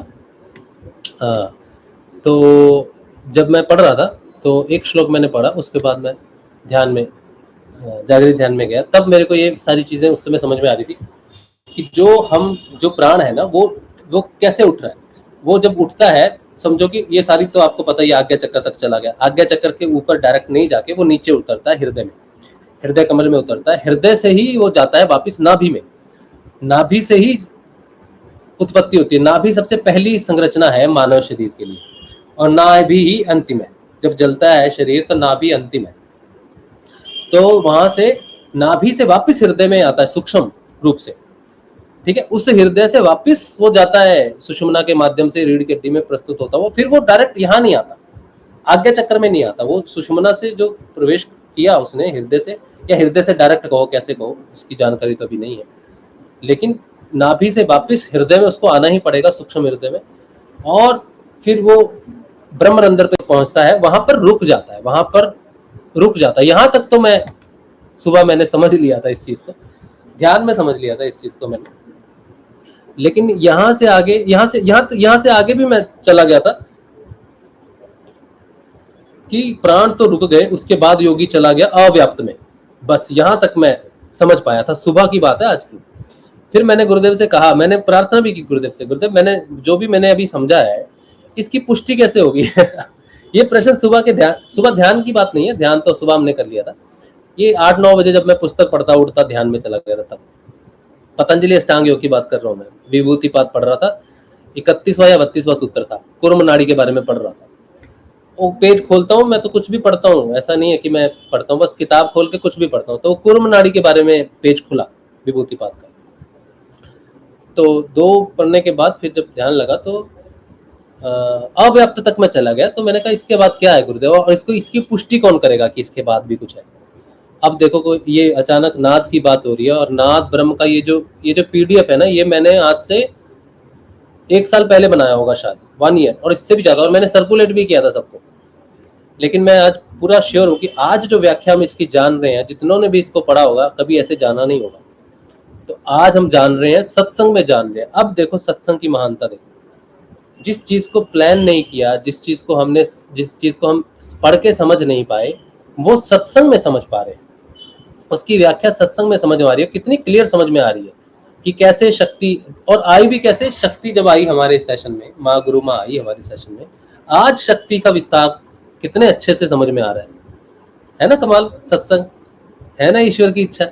चलो आगे चलते हैं। तो उसके बाद कहते हैं कि अग्नि की प्रेरणा, अग्नि में यह प्रेरणा आत्मा से चित्त के माध्यम से होती है। ठीक है, तो अब सूक्ष्म तत्व चलेगा चित्त। जहां पर सृष्टि है। फिर कहते हैं तब प्राणवायु से अग्नि से प्रेरित होकर नाद को उत्पन्न करता है। तब प्राणवायु अग्नि से प्रेरित होकर नाद को उत्पन्न करता है। यह नाद नाभि में अति सूक्ष्म, हृदय में सूक्ष्म, कंठ में पुष्ट, मस्तक में अपुष्ट और बदन में कृत्रिम रूप से आकर धारण करता है। अब ये जो रचना उन्होंने बताई है ना कि नाद जब हमें सुनाई देना शुरू करता है, नाद जब हमें नाद की जो प्रकट है, जो भी चीजें वेद जैसे प्रकट होता है, तो कहते हैं कि वेदों की उत्पत्ति ब्रह्म से हुई, ब्रह्म की उत्पत्ति नाद से हुई। तो जब हम वाणियों की बात करते हैं कि वैखरी वाणी है, मध्यमा है, पशंती है और फिर नाभि पे जाते हैं तो कहते हैं परावाणी है नाभि से। तो वाणियों का जो प्रकट्य हुआ है, जो शब्द का जो प्राकट्य हुआ है, जो संरचना हुई है, वो नाभि से हुई है। ठीक है, ब्रह्म की रचना भी नाभि से होती है, नाभि कमल कहते हैं उसको। और यही बात ये यहाँ पर स्पष्ट करते हैं, क्लियर करते हैं, इस बात को कन्फर्म करते हैं कि ब्रह्म की उत्पत्ति के साथ ही ब्रह्म की उत्पत्ति भी स्वयं नाद ब्रह्म से होती है। तो नाभि से उत्पन्न होता है नाद, लेकिन सुनाई हमें हृदय में देता है। जब हम सूक्ष्म रूप से हृदय में एंटर करते हैं ना, तब हमें हृदय में सुनाई देता है। हमें नाभि से, मणिपुर से नहीं सुनाई होगी। आप इसको मणिपुर चक्कर मत काउंट करना कि वो नाभि से आ रहा है, ठीक है, फिर वो आ रहा है। ये सीधी प्रगति, ये ऊपर से आती हुई बात कर रहे हैं वो। हमने जब वापिस जाना है ना, तब हमने वापिस नाभि में जाना है। तो मैं इसे फिर से पढ़ता हूँ, रुको, देखो। कहते हैं कि यह नाद नाभि में अति सूक्ष्म, हृदय में सूक्ष्म, कंठ में पुष्ट, मस्तक में पुष्ट और बदन में कृत्रिम रूप से आकार धारण करके रहता है। तो इसका मतलब है जितने भी आकार धारण किया हुआ है जिन्होंने, उसमें कृत्रिम रूप से नाद रहता है। मस्तक में हमें सुनाई देता है, मस्तक में अपुष्ट रहता है, कंठ में पुष्ट रहता है जो वार्ता हम करते हैं, हृदय में सूक्ष्म और नाभि में अति सूक्ष्म। हम मंत्रों का जाप करते हैं, हम किसी चीज का जाप करते हैं, तो ये सारे नाद से ही सब कुछ होता है। लेकिन जब कोई साधक अंदर प्रवेश करता है, तब वो नाद को नाद के रूप में सुनाई देता है। जब हम कहते हैं कि नाद की खिड़कियां खुलेंगी, जब हृदय की खिड़की खुलेगी तो नाद ही खुलेगा। तो हृदय सूक्ष्म है, इसको खोलने के लिए सारे मंत्रों का कोई मंत्र काम नहीं करेगा। उन सब का समूह जो है, उसमें अल्लाह भी आ गया, उसमें जीसस भी आ गया, मूसा भी आ गया, जैन भी आ गए, सारे धर्मों के जितने भी मंत्र हैं, जितनी भी भाषाओं में जितनी भी सब कुछ लिखा हो, सब इस जहां जाके एक हो जाते हैं। वहां पे सूक्ष्म हृदय को खोलते हैं। सूक्ष्म हृदय में वो नाद प्रकट होता है। फिर वो नाद हमें सब जगह सुनाई देता देता अति सूक्ष्म रूप में लास्ट में नाभि तक उसकी गुंजन में महसूस होती है। या नाभि में किसी भी प्रकार का शब्द अंतिम है। नाभि सबसे ज्यादा शक्तिशाली संरचना में मानी गई है और परावाणी का भी वहीं पर होता है। तो कोई नाभि तक पहुंच गया, जैसे गुरुदेव कहते हैं ना कि वो मंत्र मैंने जपा कंठ से, लेकिन वो गुरुदेव कंठ से कहाँ चले गए? नीचे हृदय से होते हुए कहाँ चले गए? नीचे नाभि में चले गए, मतलब अति सूक्ष्म। क्या बात है। तो कहते हैं कि प्राणवायु से अग्नि से प्रेरित होकर नाद को उत्पन्न करता है। यह नाद नाभि में अति सूक्ष्म, शुरुआत तो उसकी बहुत पहले हुई है, लेकिन अगर उसको महसूस किया जा सकता है अति सूक्ष्म रूप में, वो तो नाभि है। ठीक है, और सूक्ष्म में हम हृदय में, जो हम सूक्ष्म रूप से सुन रहे हैं, अभी इसको कोई डिटेक्ट नहीं कर सकता, सूक्ष्म है ये। तो कंठ में पुष्ट होकर कोई मंत्र जपा, आपने कंठ से जपा, तो वो भी नाद स्वरूप ही है। ठीक है, चलो। अच्छा, फिर कहते हैं कि नकार प्राण है और दकार वहिनी है। मतलब वहिनी का अर्थ है अग्नि और न का मतलब है प्राण। प्राण और अग्नि के मिलने से जो प्रकट होता है उसे नाद कहते हैं। तो कहते हैं और प्राण तथा वहीन के संयोग से उत्पन्न होने के कारण ही इसको नाद कहते हैं। बहुत ही स्पष्ट हो गया। मुझे उम्मीद है कि आपको भी आज नाद की महिमा कैसे वो प्रकट हुआ उसके बारे में पता चल गया। उसके बाद कहते हैं यही लोग इसी नाद की उपासना करके ब्रह्म को प्राप्त किया करते हैं। बिल्कुल सही बात। हठ योग शास्त्रों में इसका बड़ा विस्तार है। मुक्तासन और शांभवी मुद्रा के साथ इस नाद का अभ्यास किया जाता है। इस नाद साधना से सब प्रकार की सिद्धियां मिलती हैं। अनाहत नाद योगियों का परम ध्येय है। शास्त्रों में नाद को धर्म, अर्थ, काम, मोक्ष चारों पुरुषार्थों की सिद्धि का साधन माना गया है। नाद के बिना जगत का कोई भी कार्य चल नहीं सकता। पंच भौतिक जगत में आकाश सर्व प्रधान है और आकाश का प्राण नाद ही है। इसी से जगत को नादात्मक कहते हैं। इसी से जगत को नादात्मक कहते हैं। क्या बात है कि जगत की उत्पत्ति नाद से हुई है, इसलिए नादात्मक जगत है। नाद का महात्म्य अपार है। संगीत दर्पण की एक सुंदर उक्ति है कि देवी सरस्वती जी नाद रूपी समुद्र में डूब जाने के भय से ही वक्ष स्थल में सदा तुम्बी धारण किए रहती है। फिर कहते हैं संगीत और स्वर का तो प्राण ही नाद है। गीत नृत्य और वाद्य नादात्मक है। नाद द्वारा ही वर्णों का स्फोट होता है। वर्ण से पद और पद से वाक्य बनता है। इस प्रकार समस्त जगत ही नादात्मक है। यह नाद मूलतः परमात्मा ही स्वरूप है, परमात्मा का ही स्वरूप है। जब भगवान लीला धाम में अवतीर्ण होते हैं तब उनके दिव्य विग्रह में जितनी कुछ वस्तुएं होती हैं सभी दिव्य सच्चिदानंदमयी भगवत स्वरूपा होती है। आहा आहा, क्या बात है, क्या बात है। राधे राधे, क्या बात है। देखो क्या कहा यहाँ पर इन्होंने, कहते हैं यह नाद मूलतः परमात्मा का ही स्वरूप है, परमात्मा ही है ये, जिससे शब्द ब्रह्म भी कहते हैं, नाद ब्रह्म भी कहते हैं। जब भगवान लीला धाम में अवतीर्ण होते हैं, ठीक है, लीला धाम क्या है उनका, जहां पे वो लीला करते हैं, तो लीला तो वो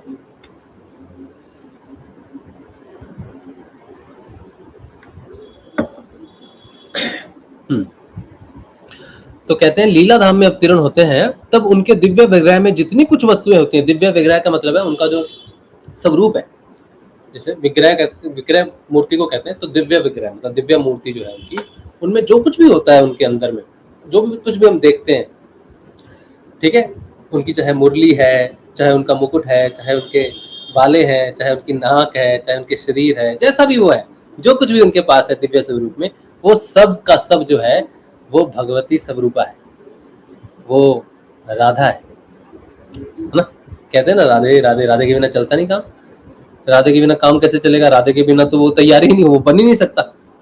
उसकी दिव्य स्वरूप ही राधा है, वो राधा ही है जो उस रूप में दिख रही है। तो जब हम कृष्ण को पूछते हैं तो एक्चुअली में हम माँ भगवती को ही पूछते हैं, क्योंकि वही है जिससे वो क्रिएट हुआ है। गुरुदेव ने एक बार स्वप्न में, मेरे को याद है, देखो ये कितनी अच्छी बात है, एक बार मैंने जब मेरे को स्वप्न आया था सर्दियों की नवरात्रि में 2021 में, तब गुरुदेव आए, गुरुदेव ने तब ये बात मुझे बताई थी स्वप्न में कि इस सृष्टि से ही सब कुछ प्रकट होता है, मैं भी इस प्रकृति से आया हूँ।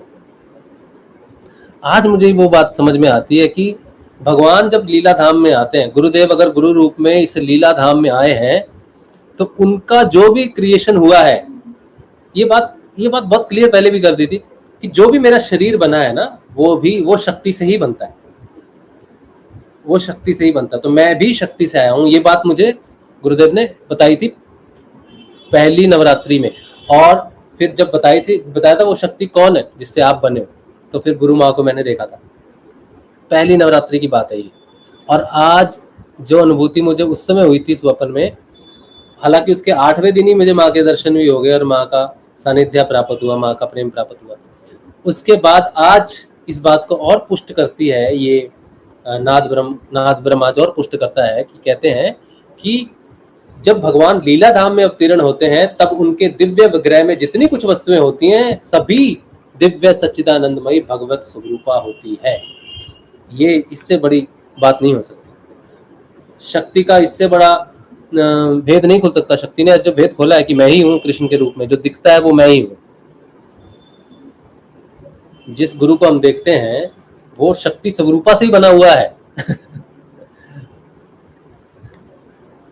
अच्छा, उससे आगे, इसी से अवतार विग्रह की वाणी में इतना माधुर्य होता है कि उसको सुनते सुनते चित्त कभी आघाता ही नहीं, और यह सोचते हैं कि लाखों करोड़ों कानों से यह मधुर ध्वनि सुनने को मिले तब भी तृप्ति होनी कठिन है।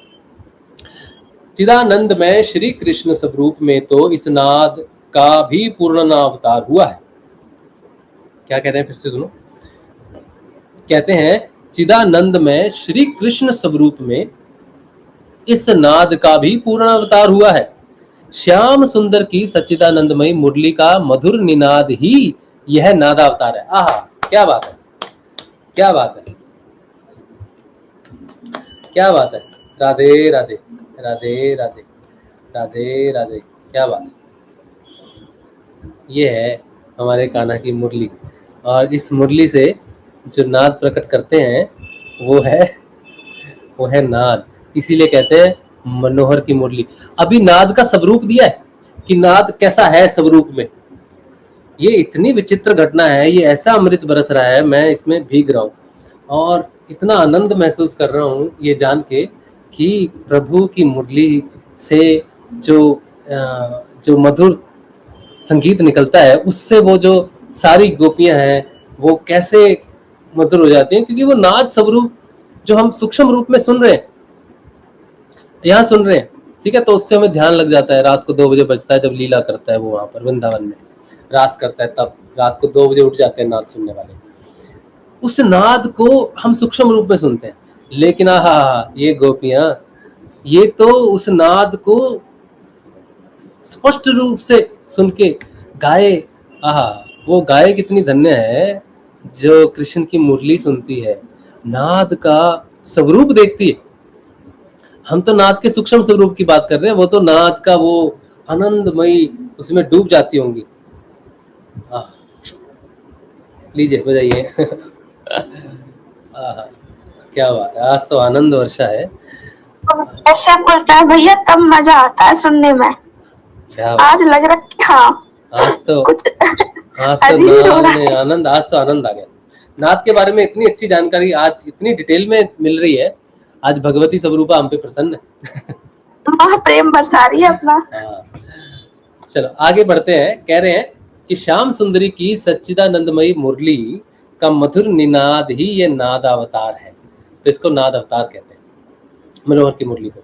इसी से उस मुरली निनाद ने प्रेम में व्रज धाम में जड़ को चेतन और चेतन को जड़ बना दिया। क्या बात है, क्या बात है। वो जो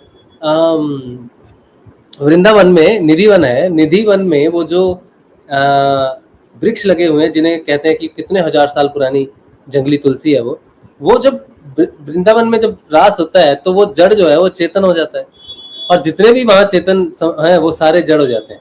सिर्फ ये मुरली ही कर सकती है कि जड़ को चेतन कर दिया और चेतन को जड़ कर दिया। क्या ट्रांसफॉर्मेशन है।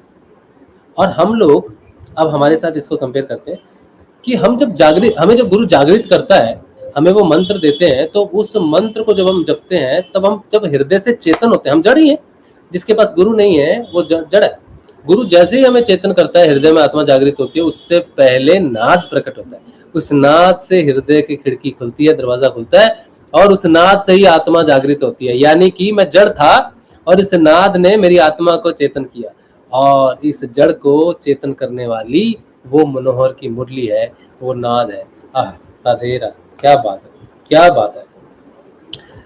जड़ को चेतन और चेतन को जड़ करने वाली भी ये मुरली है। जहाँ जब हमारा ये होता है, जब हमारी सृष्टि होती है, तो जब हम लास्ट में पहुंचते हैं जहां वो बंद हो जाता है सुनना, हृदय से आगे नीचे चले जाते हैं ना, संसार में आ जाते हैं नीचे के, तो चेतना जब नीचे आ जाती है संरचना होती हुई, तो वहां मुरली सुननी बंद हो जाती है। उसके बाद वो जो चेतन रहता है संरचना होते समय हृदय तक, और जैसे ही वो नीचे आ जाता है वो जड़ हो जाता है। इस नाद से ही वो चेतन होता है, और इस नाद जहां तक सूक्ष्म रूप खत्म होता है और स्थूल में चला जाता है, नीचे नहीं सुनाई देता, वहां पे वो सारा जड़ है। जहां नाद नहीं वो सारी चीजें जड़ है। ये जो हेडफोन है जिसको हम कहते हैं जड़ है, क्योंकि इसमें मैं सुन नहीं पा रहा, आप सुन नहीं पाओगे इसमें कि इसमें नाद है, लेकिन अगर हम सुन पाए, इसके साथ कनेक्ट हो जाए, तो इसको हम ऐसे हवा में झुला दें तो ये चेतन हो गया ना, हिल रहा है, डुल रहा है। तो ये तब तक जड़ है जब तक इसमें हम महसूस नहीं कर सकते। जब वो समाधि लगती है, जब वो कहते हैं कि मैं ही हूँ सब कुछ, मैं ही पेड़ हूँ, मैं ही पत्ते हूँ, मैं ही पत्थर हूँ, मैं ही फूल हूँ, मैं ही जल हूँ, सब कुछ मैं ही हूँ, तो इसका अर्थ है वो नाद जो है वो पूर्ण रूप से चेतन हो गया, उसमें वो नाद से कनेक्ट हो गया और वो सब चीजों को फील कर सकता है। नाद ही वो माध्यम है, क्योंकि उसी से ही सृष्टि की रचना हुई। अच्छा, इससे आगे कहते हैं कि ब्रजधाम में जड़ को चेतन और चेतन को जड़ बना दिया। उसके बाद कहते हैं मोहन के वेणु निनाद ने वृंदावन के प्रत्येक अबाल वृद्ध में, प्रत्येक पशु पक्षी में, स्थावर जंगम में, पत्र पत्र में, कण कण में और अणु अणु में प्रेमानंद भर दिया है। यही बात हमने भी की है। उस वंशी नाद को सुनकर विमानों पर चढ़ी हुई सुरबालाओं के धैर्य का बंधन छूट गया। वे सहसा मुग्ध हो गई उनकी कबरियों में खोसे हुए नंदन कानन के कमनिया कुसुम हठात वहां से खिसक कर मृत्यु भूमि पर गिर पड़े। ये दिव्य बालाएं जो है ना, ये स्वर्ग की बालाओं की बात हो रही है, ठीक है, वहां तक जाते हैं वो। गंधर्व कन्याएं संगीत भूलकर मतवाली से झूमने लगी। ऋषि मुनि तपस्वी परमहंस योगियों की ब्रह्म समाधि भंग हो गई। बरबस उनका मन वीणा स्वर से विमोहित मृग की भांति मुरली ध्वनि में निमग्न हो गया। आहा, क्या बात है, अति सुंदर। फिर कहते हैं, सुधाकर की चाल बंद हो गई। श्री कृष्ण के उस वेणु विनिर्गत ब्रह्मनाद मृत का पान करने के लिए बछड़ों ने स्तनों को खींचना छोड़कर केवल उन्हें मुंह में ही रहने दिया। गोएं चरना भूल गईं। सुरमय वृंदारण्य के विहंगों ने मधुर काकली का त्याग करके वंशी ध्वनि से झरने वाले अनिर्वचनीय आनंद का उपभोग करने के लिए आंखें मूंद ली और श्रवण पात्रों का मुख उस सुधा धारा के प्रवाह में लगा दिया। सिंह मृगादि वंचर प्राणी भय और हिंसा भुलाकर मुरली मनोहर को चारों ओर से घेर कर खड़े हो गए और कान तथा आंखों को अतृप्त बोध करने लगे। महिषी कालिंदी, इनकी बात सुनिए, कहते हैं, महिषी कालिंदी अपनी उर्मी भुजाओं को फैलाकर परम प्रियतम का आलिंगन करने के लिए दौड़ पड़ी। इस प्रकार दिव्य धाम की दिव्य सुधा धारा समस्त धारा मंडल में वह चली।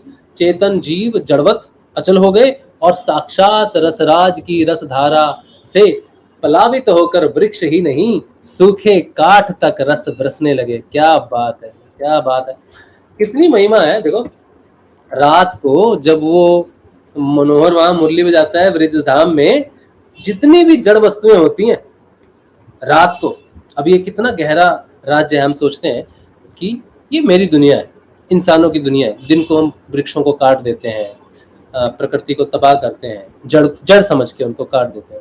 लेकिन रात की महिमा देखो, वो कृष्ण की रात की महिमा देखो। वो रात को ब्रजधाम में जब मुरली बजाता है, तब ये सारे संसार के जो जिनको मानव कहने का अधिकार है, ये उस समय घोर निद्रा में होते हैं। जड़, इन्हें अपनी सुध-बुद्धि नहीं होती, इन्हें अपने प्राणों की सुध-बुद्धि नहीं होती, इन्हें अपने परिवार की सुध-बुद्धि नहीं होती। इन्हें अगर कुछ चाहिए होता है तो ये शराब पीकर या अपनी ही अहंकार में, मैंने ये किया, आज ये कमा लिया, वो कर लिया, सुबह उठ के फिर मैं दौड़ूंगा। लेकिन तू अभी तो अचेत हो गया, और तुझे अचेत करने वाली वो मुरली ही है। तुझे स्वप्न निद्रा में लेके जाने वाली, तू जो अपने आप को जड़ चेतन समझता है, तुझे जड़ करने वाली वही है। और वही रात को, उसी रात को हम क्या कहते हैं कि वृक्षों को मत छेड़ो, वो सो रहे हैं। अरे वो सो नहीं रहे, वो जागृत है इस समय, वो इस समय वो चेतन है। उस समय उनको मत छेड़ो। उनके अंदर जो नाद बज रहा है वो वृक्षों की जो वृक्ष खड़े हैं तन के आपके घर के बाहर, उनमें वो नाद गूंजित हो रहा है। आप उनको उनके रास से डिस्टर्ब मत करो। ये सिर्फ वही नहीं जो वृंदावन में गोपियां खड़ी हैं, वही नहीं, इस संपूर्ण सृष्टि में वो नाद जहां जहां जड़ होता है वो चेतन हो जाता है उस समय, और मंत्र मुग्ध हो जाता है उस ईश्वर की मुरली में, अपने उसमें मंत्र मुग्ध हो जाते हैं। सोते हम हैं, हम जो चेतन समझते हैं, अपने आप को जागृत समझते हैं, जो लोग गुरु कृपा में नहीं है, मतलब मानव की बात कर रहा हूँ मैं। आप तो चेतन हो, आप तो सुबह शाम चेतन हो। अब आप सोते नहीं। चेतन होने का अर्थ है अब निद्रा शरीर के लिए है, आपके लिए नहीं है। तो लोग जो चेतन नहीं है, जो इस नाद का स्मरण नहीं कर रहे, चाहे दिन भर भक्ति करते हैं, कुछ भी करते हैं, लेकिन रात को जब सोते हैं और ये नाद नहीं है, तो वो जड़ है, वो भी वहां तक पहुंचे नहीं, सूक्ष्म हृदय तक भी नहीं पहुंचे। तो ये कहते हैं कि जड़ को चेतन करता है, चेतन को जड़ करता है। रात को 2 बजे जब नाद नया नया सुनना शुरू होता है ना, तो नींद रात को 2 बजे जागती है, 2 बजे टूटती है। उठ, क्या कर रहा है तू? तो चेतन है, तू भी आनंद ले, इस मुरली को सुन। लेकिन जब तक इसका ज्ञान नहीं होता तब तक परेशानी होती है। तो क्या रहस्य है, वाह। फिर कहते हैं, सूरदास जी ने कहा है, कहते हैं, जब हरि मुरली नाद प्रकाश्यो जंगल जड़ थावर जर कीने पाहन जलज विकास्यो स्वर्ग पताल दसों दिसी पूर्ण धुनि आच्छादित कीनो निसी हरि कल्प समान बढ़ाई गोपिन को सुख दीनो जड़ सम भय जीव थल जल के तन की सुधी न सम्हारा, सुर सयाम मुख बेनु विराजत, पलटे सब व्यवहार। क्या बात है, सबका व्यवहार बदल गया। जड़ जंगम जड़ था, जो बात हमने अभी की है ना, बिल्कुल वही उन्होंने लिखी हुई है सूरदास जी ने। एक गोपी रसोई बना रही थी, इतने में मोहन की मुग्ध कारिणी मुरली बजी। मुरली ध्वनि के साथ ही मुरलीधर की मधुर छवि गोपी के ध्यान नेत्रों के सामने आ गई। इधर उस रस वर्षिणी मुरली ध्वनि ने रस बरसाकर चूल्हे की सारी लकड़ियों को, हृदय को गिला कर दिया। उसमें से रस बहने लगा, आग बुझ गई। परम भाग्यवती सच्चिदानंद प्रेमिका गोपी प्रेम का उलाहना देती हुई सी बोली, उलाहना दे रही है, कह रही है, मुरहर रंधन समय माँ कुरु मुरली रवम मधुरम, नीरस मेधो रस्ताम कृषाणु रपेति कृषात रतम। हे मुरारे, भला भोजन बनाते समय तो कृपा कर इस मुरली की मधुरता न छेड़ा करो। देखो, तुम्हारी मुरली ध्वनि से मेरा सूखा ईंधन रस युक्त होकर इस रस बहाने लगता है, ये रस बहाने लगता है, जिससे चूल्हे की आग बुझ जाती है। इस जादू भरी मुरली के नाद ने सबको उन्मत्त कर दिया है। महान योगी भी इसे नहीं बचने पाए।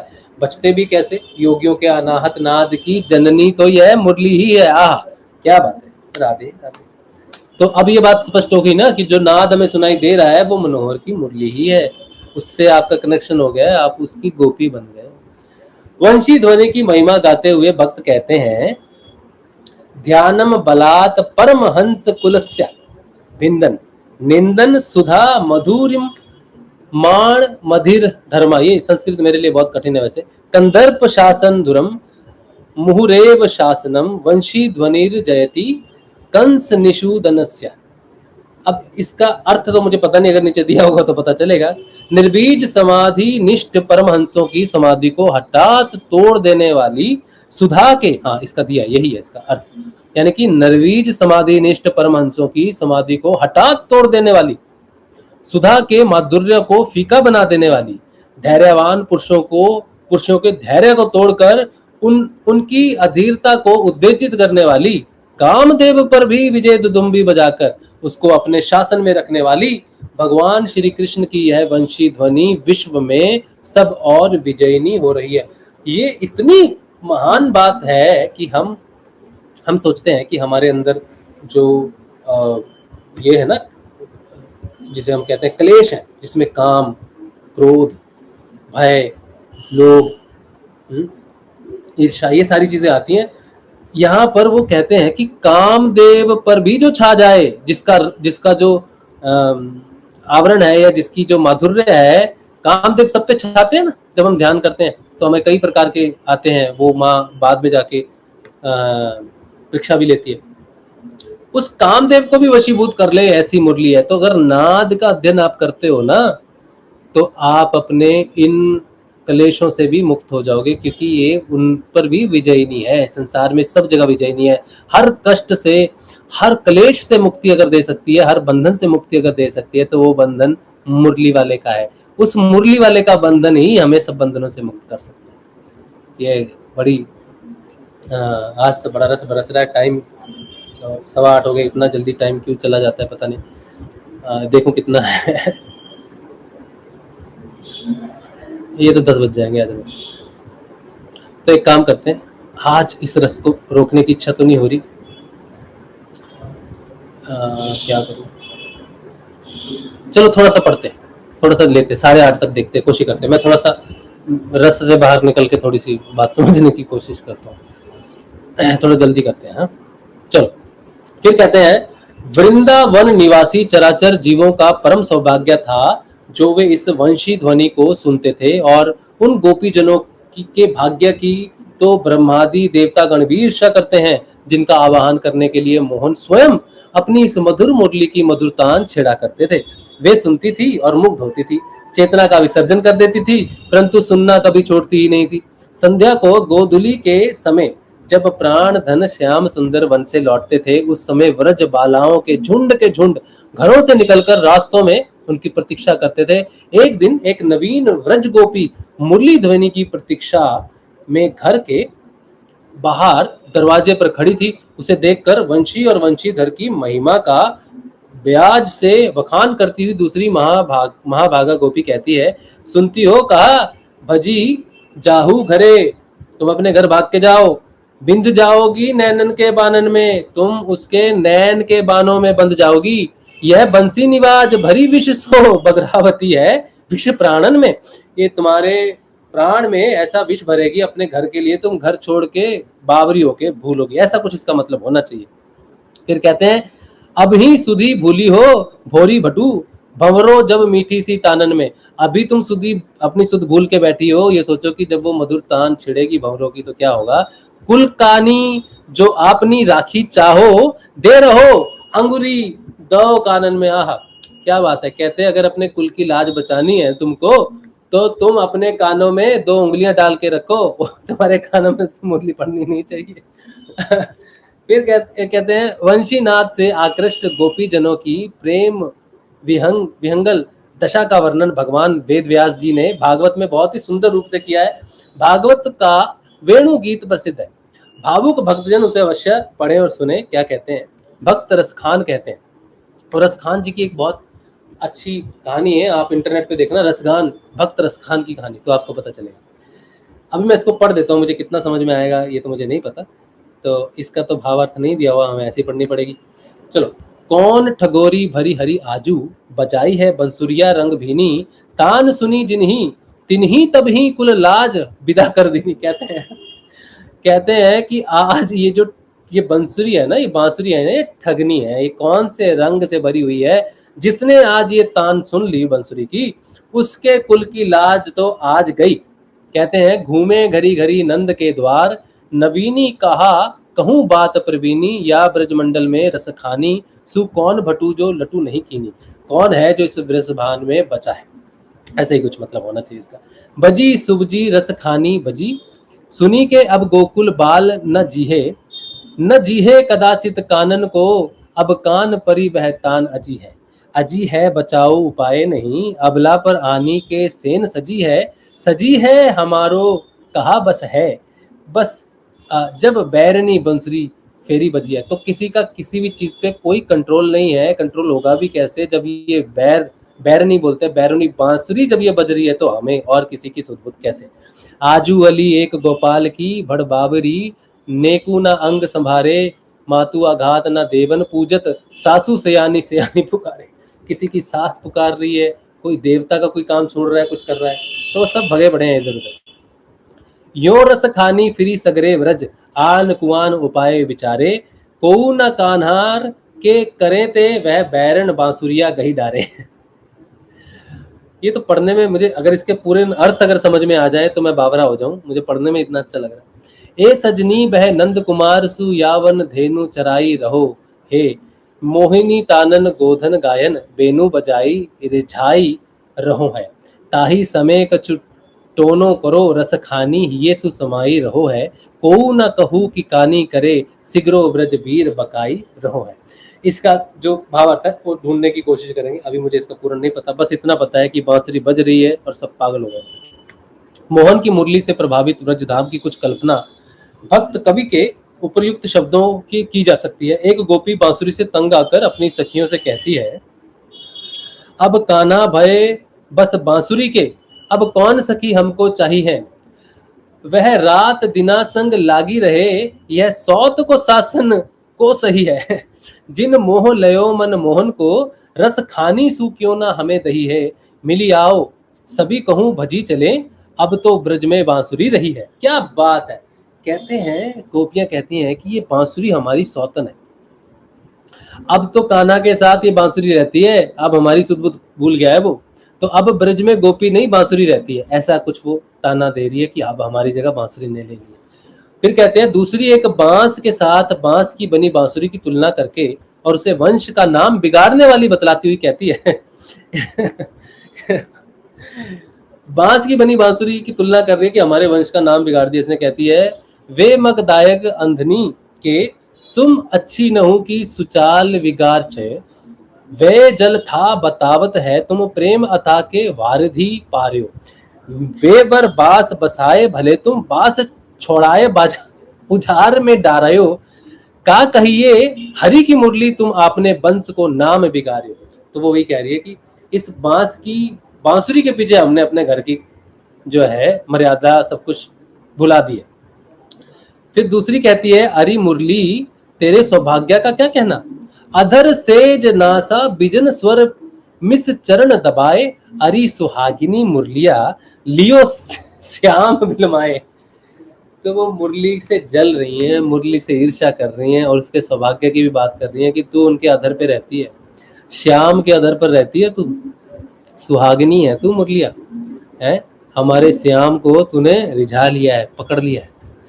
फिर तीसरी एक मुरली के साथ ईर्ष्या करती हुई बड़े विनय युक्त शब्दों से मुरली से पूछती है, मुरली कौन तप ते कियो, तूने कौन सा तप किया है, रहत गिरधर मुख ही लागी, अधर को रस पियो, नंदन नंदन दन पानी परसे, तो ही तन मन दियो, सुर श्री गोपाल बस किए, जगत में जस लिए। आह, कहती है कि तूने ऐसा कौन सा तप किया है जो उसके अधरों का रस पीती रहती है नंदन के, हैं, तुझको उसने अपना तन मन दे दिया है, श्री गोपाल तुझ में बसे रहते हैं, जगत में ऐसा जस कैसे लिया तूने।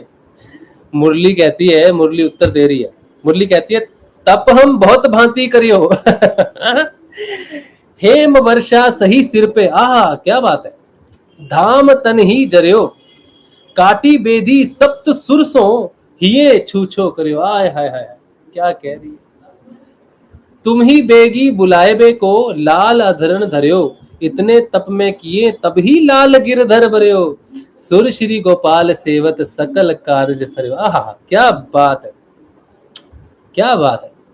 कहती है, मैंने वर्षा सही अपने सिर पे, बांस थी ना, वो तो बांस से बनी है, तो वो पहले उगी, उसने कितनी धूप सही, वर्षा सही, कितना कुछ सहा, फिर उसको काटा गया, फिर उसमें 7 छेद किए गए सुर के लिए, छुरी से उसको काटा गया, क्या कुछ नहीं किया उसके साथ, कितना कष्ट उसने नहीं सहाया, तब जाके वो यहाँ पे पहुंची है।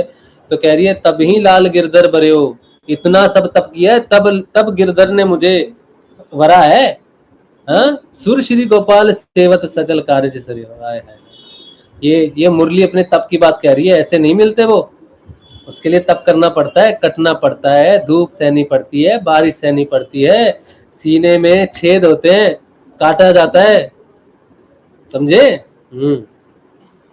फिर कहते हैं, मैंने बड़े बड़े तप किए। अच्छा, इसको हिंदी में दिया हुआ है, मेरी ट्रांसलेशन उतनी अच्छी नहीं है, लेकिन इसको दिया हुआ है। कहते हैं, मैंने बड़े बड़े तप किए हैं, जीवन भर सिर पर जाड़ा और वर्षा सहती रही, ग्रीष्म की ज्वाला में मैंने तन को तपाया, काटी गई, शरीर को 7 स्वरों से छिदवाया, हृदय को शून्य कर दिया, कहीं कोई गांठ नहीं रहने दी। आहा आहा क्या बात है, क्या बात है, कहीं कोई गांठ नहीं रहने दी, इतना तप करने पर लाल ने मुझको वरा है, प्राण धन श्री गोपाल के अधरामृत का पान चाहने वाले प्रत्येक भक्त को वंशी की इस साधना का अनुकरण करना चाहिए। याद रहे, जब तक लौकिक सुख दुख में समता और सहिष्णुता नहीं आती, जब तक प्रियतम प्रभु के लिए तन मन की बलि नहीं दी जाती, जब तक हृदय को अन्य वासना ग्रंथियों से सर्वथा शून्य नहीं कर लिया जाता, तब तक प्रीतम के मधुर आलिंगन का सुख हमें नहीं मिल सकता। परंतु जो मुरली की भांति साधन में प्रवृत्त होगा, वही इस मधुर ध्वनि को भली भांति सुन सकेगा। वृंदावन के प्रातः स्मरणीय भगवत सखा और अतरंग शक्ति श्री गोपीजन अपने को इस मुरली की साधना में सिद्ध करके ही मुरली की ध्वनि सुन पाए थे।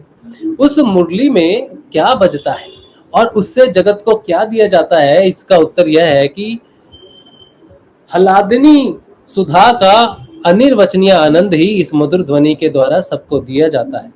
क्लम वाम दृशम मनोहरम, इस कल पदामृत वेणु गीत से क्लिंग पद की सिद्धि होती है। क प्लस ल क्ल, इसमें वाम द्रक यानी चतुर्थ स्वर ईकार संयुक्त होने पर क्लिंग बनता है। यह मनोहर है, यानी मन की अधिष्ठात्री देवता चंद्र को या चंद्र बिंदु को हरण करता है। आय हाय हाय, क्या बात है, क्या बात है। जो मंत्र गुरुदेव ने दिया है ना, क्लिंग, उसको जो हमारा मन है ना, उसको चंद्र बिंदु कहा गया। चंद्र मन का गोतक होता है, उसका हरण कर लेता है। चंद्र बिंदु मन का हरण करता है और जगत काम से भागवत काम की तरफ लेके जाता है। ठीक है, जगत काम से भागवत काम की तरफ लेके जाता है, मन का हरण कर लेता है। वो बिंदु अंग जपोगे ना तो यहां लगेगा, यहां। क्या बात है।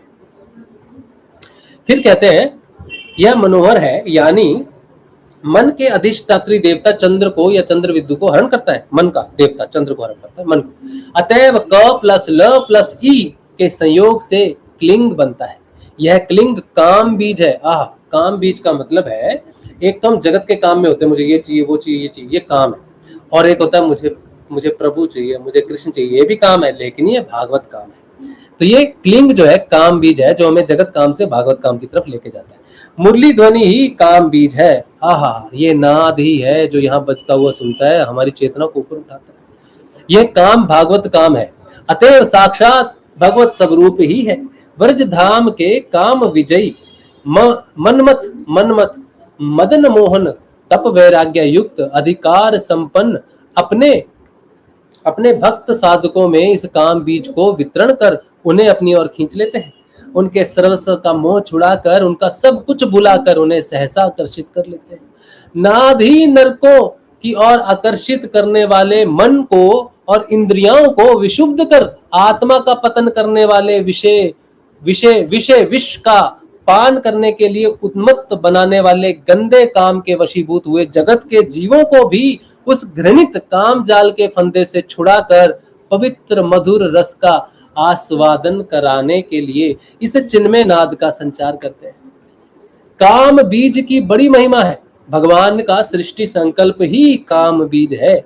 यही नाद स्वरूप है, इसी से सृष्टि होती है और यही जगत स्वरूप बन जाता है।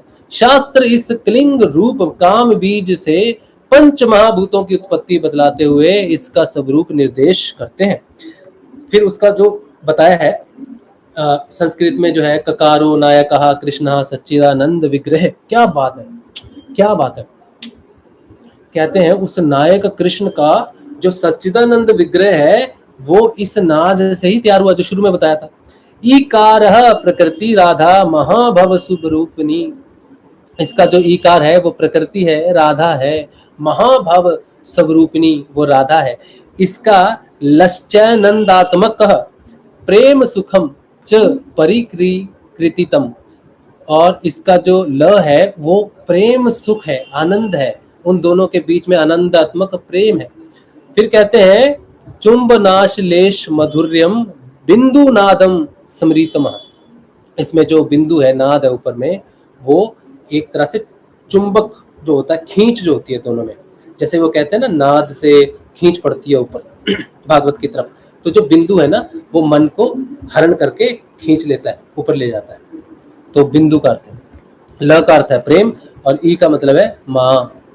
कहते हैं फिर इसका अच्छा नीचे दिया हुआ है, कहते हैं क कार सच्चिदानंद विग्रह नायक श्री कृष्ण है। ई कार महाभाव स्वरूपा प्रकृति श्री राधा है। लकार इन नायक नायिका के मिलनात्मक प्रेम सुख का आनंदात्मक निर्देश है। और नाद बिंदु इस माधुर्यामृत सिंधु को परिस्फुट करने वाले हैं। मतलब कि इस नाद, इसको सिंधु को जो ये जो है प्रेम का, उसको परिस्फुट करने वाला है, माधुर्यामृत को। फिर कहते हैं यह श्री राधा कृष्ण का मिलन दिव्य है, यह आत्म रमण है, यह अपने ही स्वरूप में सच्चिदानंद भगवान की लीला है। इस लीला का विकास क्लिंग रूप मुरली निनाद से ही होता है।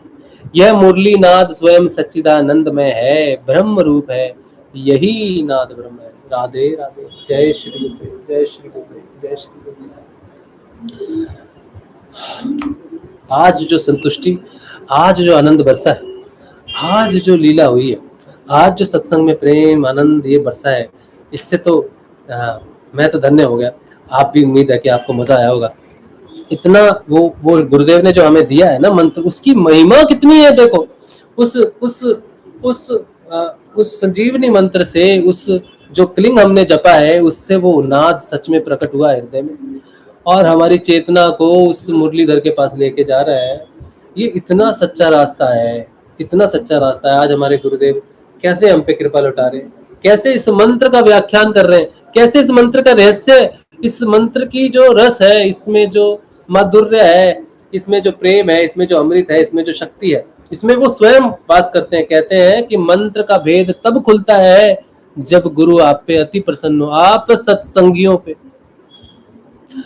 सत्संगियों पे प्रभु श्री हरि गुरुदेव आप पे इतने कृपालु हैं कि उन्होंने आज इस मंत्र का भेद इतने रस से खोला है कि आज इस रस धारा का क्या वर्णन हो, इसका तो अलग ही वर्णन होगा। लेकिन आज आनंद है।